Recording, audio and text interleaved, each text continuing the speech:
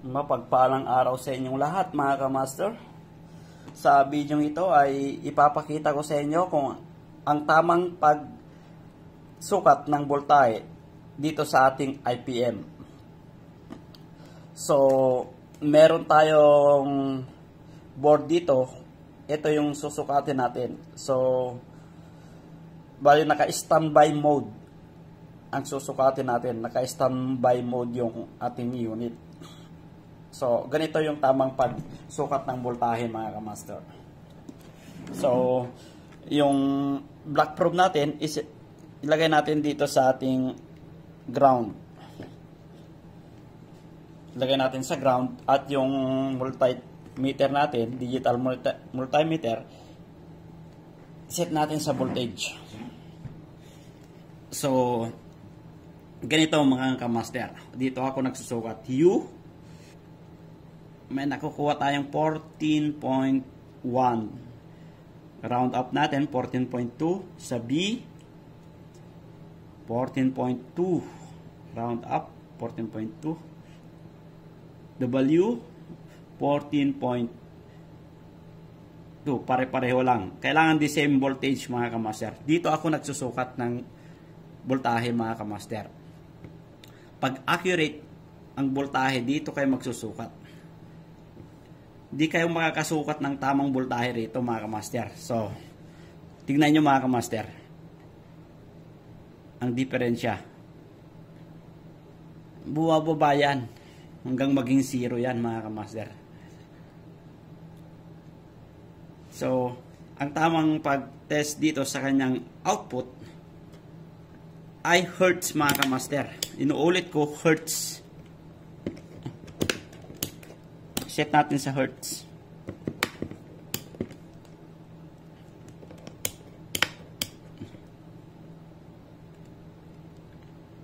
Hertz yung nasusukat natin dito mga kamaster. Hertz. Hertz yung nasusukat natin sa output ng ating IPM. Ang better na gagamitin natin, ang pinangsusukat ko talaga dito sa output ay oscilloscope mga kamaster. Hertz ang sinusukat ko dito sa kanyang output. Hindi po voltage. Pag gusto yung accurate na voltage, yung pinakita ko dito kayo magsukat ng voltage. So, i-ground nyo lang, tapos dito,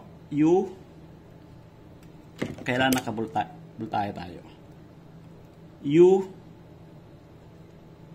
B, ayan, W. So, ganun mga kamaster ang pagsukat ng voltahe dito sa ating IPM. So, ito naman yung sukatin natin mga kamaster, yung actual running ng ating unit. So, ito pala yung spec ng ating compressor. As you can see mga kamaster. So, itong compressor ay umaandar po yan. So, sukatin na natin gamit yung ating digital multimeter. So, bali yung ating black probe ay i-connect natin dito ilagay natin sa grounding. Yan po ay grounding papunta ng ating filter capacitor. At iset natin sa voltage yung ating digital multimeter. So, start tayo sa U terminal. So, as you can see, may nasusukat tayong 70 volts. 70 volts sa ating U. At sa B naman ay may nasusukat tayong 70 volts. Kailangan the same yung ating UBW.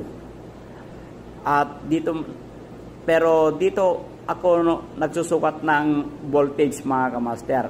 Mas accurate dito sa kanyang driver pins.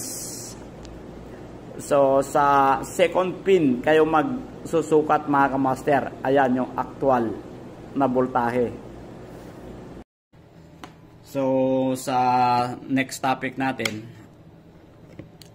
ay ipapakita ko sa inyo yung block diagram na ginawa ko. Kompleto yun mga kamaster. So, yun lang mga kamaster. Kung bago ka pa lang sa aking channel, huwag kalimutang mag-subscribe at hit the bell button para ma-update ka sa aking mga susunod pang mga gagawing video. So, yun lang mga kamaster and have a good day.